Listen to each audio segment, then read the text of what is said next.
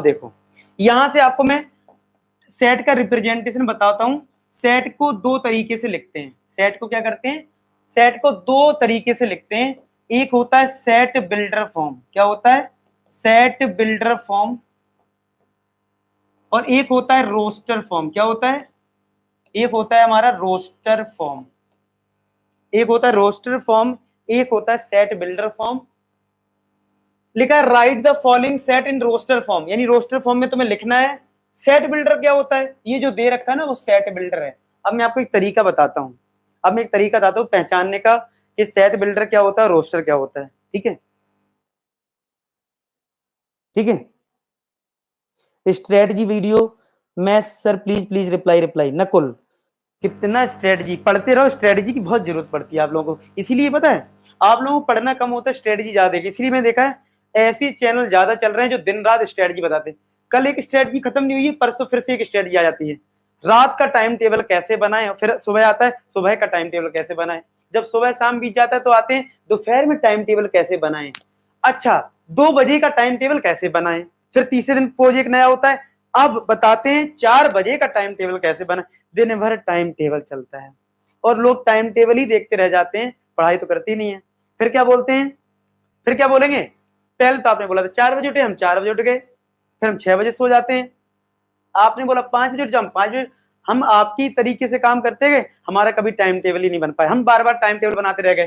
पहले दिन का टाइम टेबल फॉलो करा, दूसरे दिन कोई नया टाइम टेबल, अल्टीमेट कोई टाइम टेबल ही नहीं है बच्चों का। पता नहीं कितना तुम लोगों ने व्यूज दे रखा है टाइम टेबल वालों को। ठीक है, आई बात समझ में? ठीक है समझ रहे हो? ठीक है, टाइम टेबल ही देते रहते हैं। 95% कैसे लाएं? 5 मिनट पढ़िए, ऐसे थंबनेल में ऐसे होगा 5 मिनट फुल मार्क्स लाओगे ऐसे। अब बच्चे सोचते हैं 5 मिनट का वीडियो देख लेते हैं, घुस गए उसमें। क्या बता दिया? प्रीवियस ईयर क्वेश्चन करें, ठीक है, सैंपल पेपर करें, एनसीईआरटी सॉल्व करें, सारी कहानी बता दी। अब वीडियो कौन सा देखोगे? 5 मिनट वाला, पढ़ोगे नहीं तुम। ठीक है ये सब तो करते हो। ठीक है, ये सब कलाकारी तुम लोगों को आती है। ठीक है, पढ़ने की बारी आएगी, जैसे मेरा चैनल है पढ़ने वाला ना, इस पे वो बच्चे नहीं देखेंगे क्योंकि मैं 1-1 घंटे के वीडियो बनाता हूँ, 2-2 घंटे के वीडियो बनाता हूँ, पढ़ाता हूँ मेहनत करके ना। यहाँ नहीं जाएंगे, कहाँ 2 मिनट में कैसे टॉप करें, टॉपर बनने की 2 मिनट की स्ट्रेटजी, बस वहां से देख के आएंगे फिर सो जाएंगे। अरे यार ये सब चल रहा है। ठीक है, ठीक है। नहीं नहीं मृदुल अभी नहीं पढ़ाएंगे, थोड़ा मजाक भी कर। ये देखो, ये देखो मृदुल कितना पढ़ने वाला बच्चा बन रहा है कि सर पढ़ा दो। मारा तो लग रहा है कल ही जेई का पेपर है, आज ही पढ़ा दो, नहीं तो आज सिलेबस खत्म हो जाएगा। ठीक है, देखो सर सेट क्या है? सेट बिल्डर फॉर्म है, रोस्टर फॉर्म है। सेट बिल्डर फॉर्म है, रोस्टर फॉर्म है।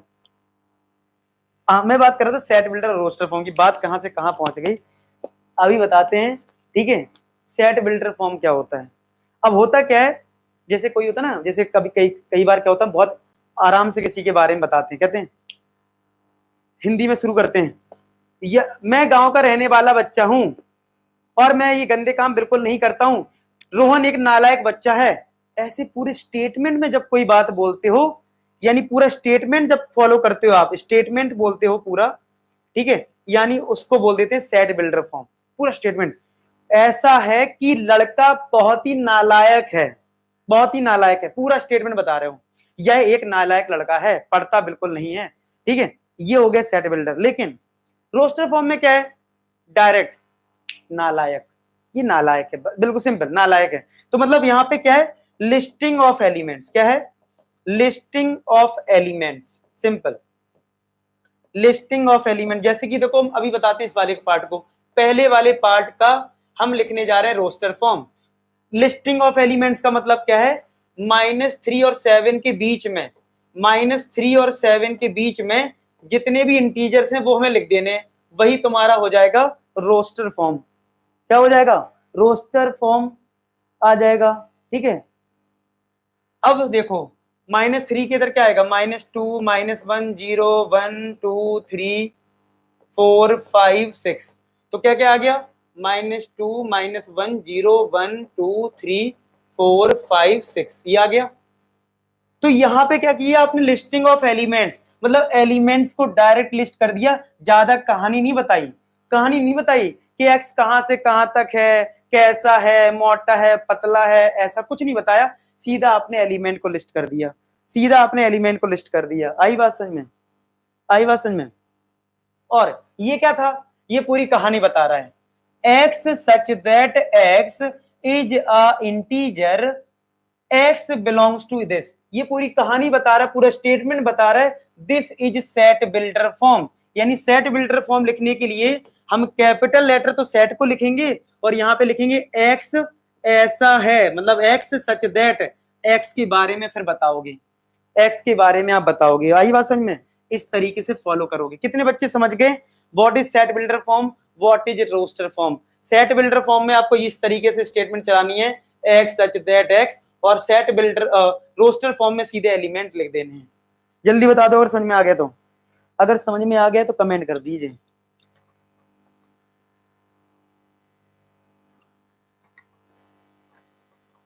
समझ गए?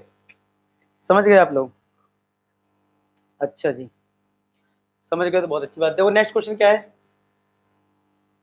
अब ये मैं इरेज कर देता हूं भाई, अब मैं ये इरेज कर दूं तो अच्छा लगेगा, अच्छा लगे ना लगे हम तो इरेज कर देंगे। देखो आवाज मेरी बहुत ही घटिया है, ठीक है, तो इस बात को देखते हुए ऐसा मत करना कि कहने लगो सर आवाज आपकी बहुत ही घटिया है, कल से मत गाइए, ठीक है, और हमारा हमारा पढ़ान टाइम बर्बाद मत करिए, ठीक है, ठीक, इग्नोर कर दिया करो। मतलब मेरी अगर आपको आवाज बुरी लगे ना उस टाइम आप अपना उतनी देर के लिए साइलेंट हो जाओ, सर अभी पका रहे हैं, थोड़ा शांत हो जाते हैं, ठीक है, ऐसे मतलब कर लिया करो उस टाइम।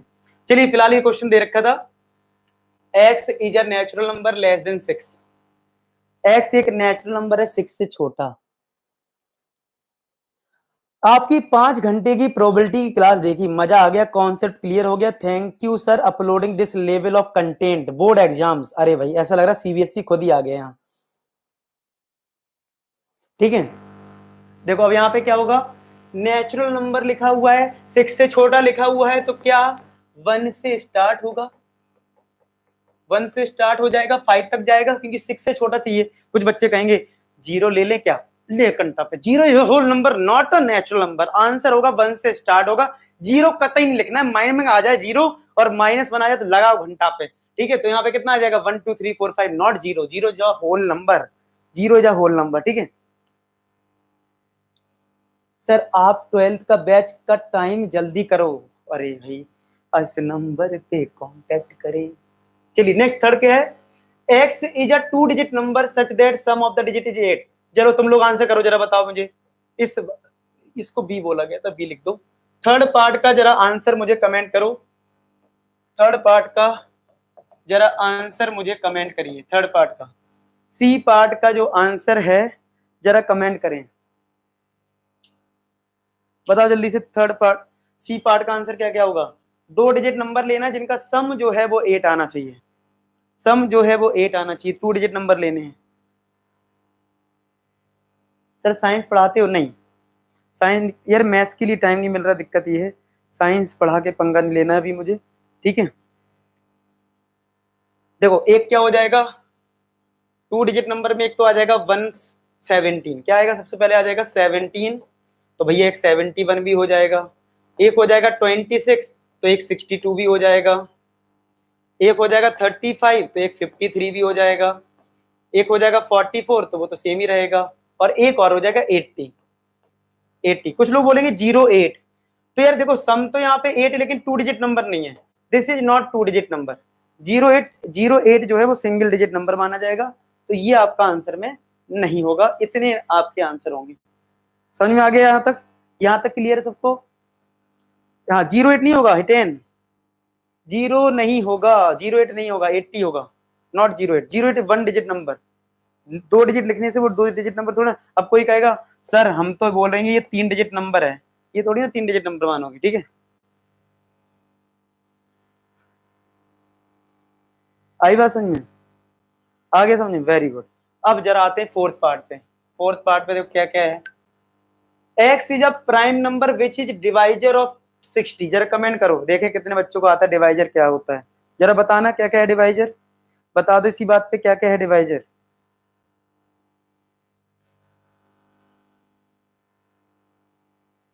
जरा बताओ। फीलिंग आ रही है सर आज तो पढ़ने में, अरे वाह फीलिंग के साथ पढ़ रहे हैं, क्या बात है, फील कर करके पढ़ रहे हैं। चलो अब अच्छी बात है, फीलिंग करके पढ़ रहे हो। फिलहाल इसका आंसर करो, डी वाले का आंसर क्या होगा। डी सेट में हम लोग क्या क्या लिखेंगे, डिवाइजर का मतलब ऐसा प्राइम नंबर जो डिवाइड करे 2 3 5, वेरी गुड, 2 3 5 यही नंबर जो है डिवाइड करेंगे, ठीक है। प्राइम नंबर, प्राइम नंबर लेने, प्राइम नंबर में यही आएंगे। 4 is not prime number, Rohit Rohit Sharma, 4 is not a prime number, तो answer will be 2 3 5, answer will be 2 3 5, ठीक है, ये हो जाएगा। फिर नेक्स्ट हमारा फिफ्थ पार्ट है, ई जो है वो किसके इक्वल है, set of all letters in the word trigonometry, ठीक है। ट्रिग्नोमेट्री का लिखना है आपको।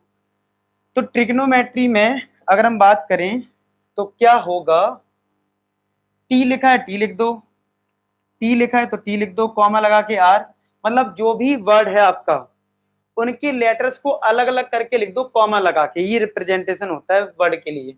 तो टी लिखा, आर लिखा, आई लिखा, जी लिखा, ओ लिखा, एन लिखा, फिर से ओ आ गया तो मत लिखो, एक बार लिखना है।